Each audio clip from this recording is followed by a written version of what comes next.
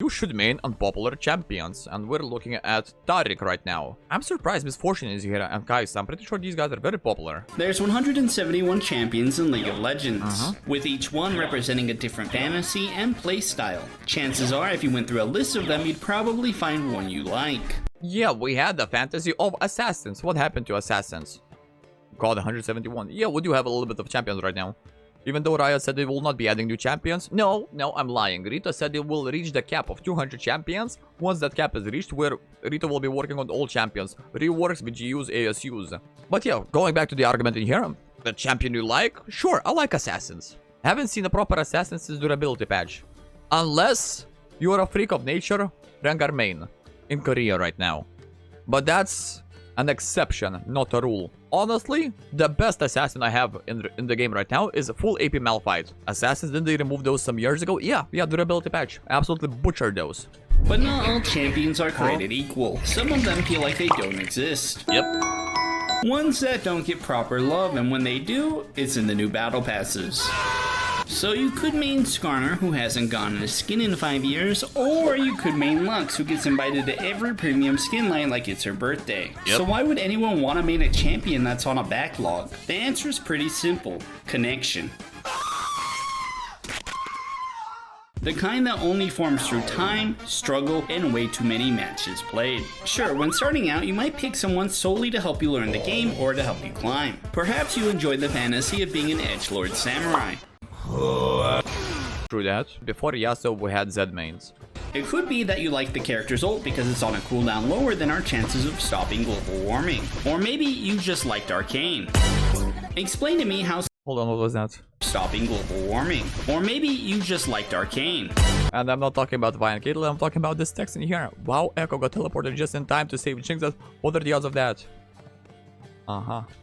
Explain to me how someone starts playing League of Legends with all of these champions that inflict a down bad status effect, and you have 1 million mastery points on the iceberg. I guarantee you that no one starts out by maining Anivia. Why main a champion that unpopular at all? The most obvious benefits are probably ones you don't really consider. The first is the similarity in every single match played. Well, true, if you want to climb, what you do is statistically you want to OTP a champion, so that way you are winning every single matchup, you know what every enemy is doing to you and how to counter that, and eventually get good and you climb. The draft phase. You have the freedom to play your champion because no one's picking them and no one's banning them. And if they do get banned, that means someone else inflicted the fear of God into the player. And if someone else picks your main, that means they have good taste, or they're having a bad day. And because of that low pick rate, it's likely they don't know what your abilities do.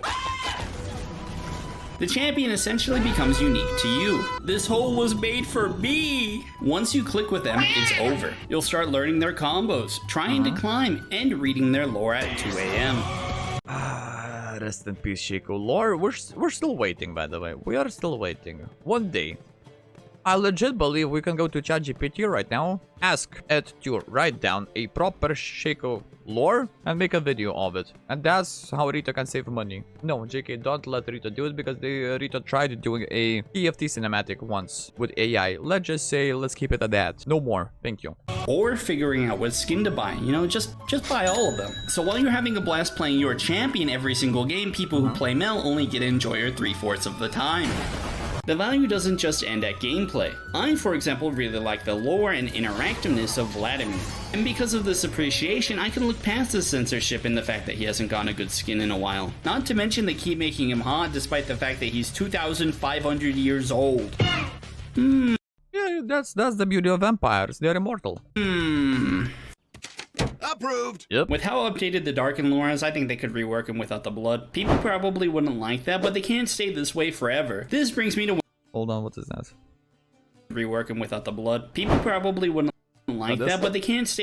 They're from the same fucking game. Yeah. Yeah. There is a champion that sells the skins, and then there's Vlad. It's very simple. It's very simple. Although, didn't Riot say that we are getting a Vlad update anytime soon? Because Vlad in Wild Rift looks amazing. On mobile game, Vlad looks amazing. In here, I don't know, bro. I don't know. Some improvements could be made in here.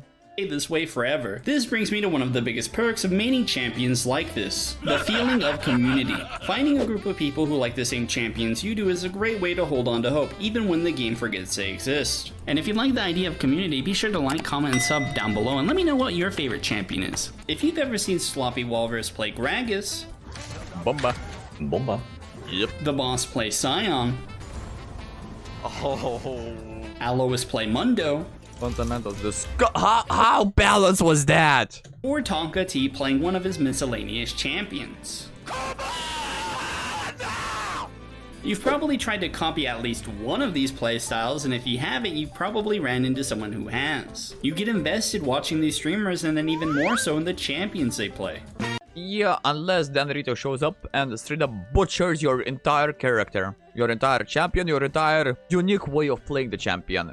Rest in peace, Duskblade Nasus. I still miss him. I legit still miss him. You bonk a champion, you disappear from this plane of existence. And everyone is fucking running away. Everyone is panicking. Then you pop up, you bonk another character out of existence. You go into the Shadow Realm. No one can see you. Enough about these ugly monstrosities. Can we talk about Ezreal? He's 4 skins away from having the most skins in the game, and honestly, I think that's pretty...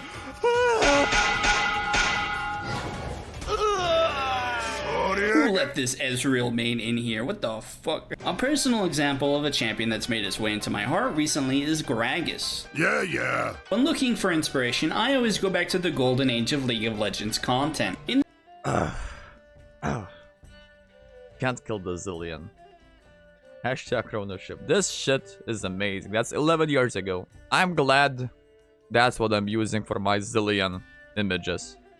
Gotta stay classy. This content, the silliness of the champions mattered more than the competitive side of the game. Everyone down.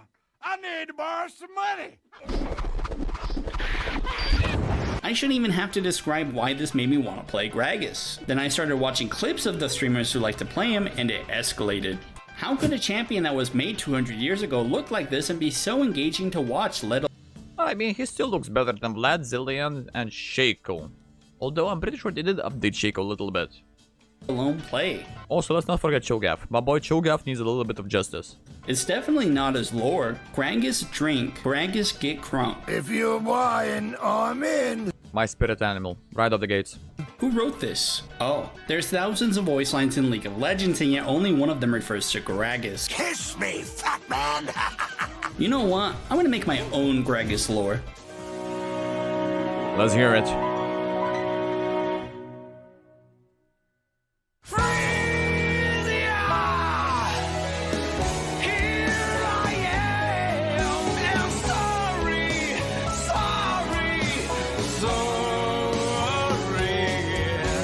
Absolute cinema.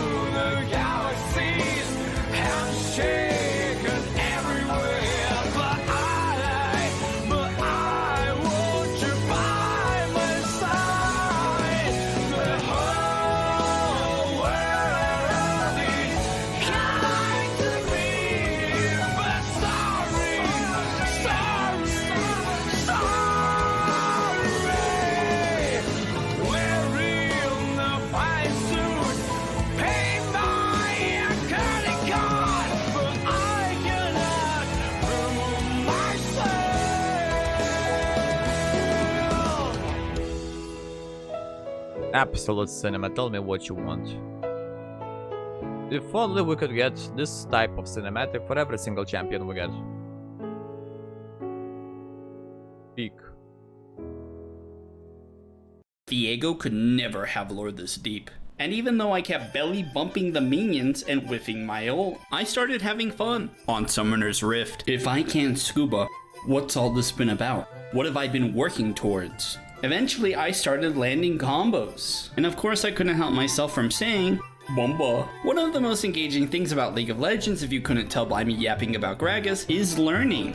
And that's the other thing that makes these champions unpopular. Their playstyles are outdated or unconventional. You stupid. No, What's the square root of pi? 21. You stupid. Playing something clunky is not inherently fun. This is why animations matter, because you want the whole experience to feel smooth. Give Kai'Sa a Rek'Sai's kit and all of a sudden people won't want to play her. She still would be relatively popular in comparison because she's Kai'Sa, but even though her appeal would drop, she'd still get all the expensive skins. Both the gameplay and visuals matter equally. You could have one of the most attractive champions in the game, but because their gameplay sucks, nobody wants to play them. Same with an ugly champion and an incredibly smooth kit. So instead of doing one or the other, why not do both? So what happens when a champion ascends in popularity, either because a streamer's playing them or something else? They'll get better skins, right? Right? Nope. Champions getting good skins these days. Nope. Straight up, nope. Case in point, the DRX Kindred. I've told you, Chad, this story before. The reason we got DRX Kindred skin is because, what's his name? Yosik, no? Yosik, yeah. Korean professional gamer, there it is. Initially, Yosik was just casually chilling. He was a Kindred main. And he was complaining that, guys, we need Kindred skin. We straight up need a Kindred skin. Someone in his chat said, you know what? What if you join a professional team, win worlds, get the skin? Fast forward a couple of months, he did just that. So just because a streamer is playing a certain champion, not necessarily we're getting that skin. But if that streamer somehow ends up winning the worlds, then we're definitely getting that skin. This is a bit of a dice roll, but when they do, it increases a champion's quality of life. People would rather go for the skin with a better concept than something flashy. Literally look at Alois and tell me Corporate Mundo isn't a reason that this is so much fun to watch. And this is why I love variety skins. They're a callback to a time when Riot put champions and thematics that made sense regardless of how well they would sell. And if they started releasing more legendaries to champions who previously didn't have one, I think a lot more people would be happy. Updating all the champions is going to take forever, so you could at least appease the champion mains by giving them something good. That post was about Shyvana, I believe. Yeah, correct. She won't be in 2025. Yep, that's Shyvana's update, by the way. Updating all the champions is going to take forever, so you could at least appease the champion mains by giving them something good. What I'm getting at is that League used to be more experimental. In the same years we got Jhin, Ivern, Aurelion Sol, Tahm Kench, and Talia, we also got skins that were fantastic. Star Guardian, Project, Darkstar. I refuse to believe that this was just chance. They made teaser trailers like this one, and I was like, I'll enter 1,000 games on Darkstar Thresh before I learn what his abilities do. Personally, I would take every single change made within the past 2 years, including new game modes, and trade it to get all of the old champions updated. It's crazy to think that just 10 years ago, the champion roster looks like it was for a different game. And the way they release them now isn't bad, but they don't take the same chances they once did. It's partially because they figured everything out. They know what sells, they have roles defined, and they know which lane the champion is going to be. Yunara is an ADC for ADCs. So between 2014 and 2017, Jhin is obviously the most popular, and it was one of the unconventional champions that actually paid off, where the rest are just in meta limbo. Whatever poor, unfortunate soul is chosen to work upon Skarner, I wish them well. And the thing is, you can't make more Jhins if you're not trying to experiment. I think part of it is that they keep making stuff up instead of using established lore. So you're telling me we have Ionian Darken lore where the last support champion was released 2 years ago, and we're not going with Solani. True. Straight up, I'm pretty sure Rita even confirmed that if we're getting Solani, she's going to be a support.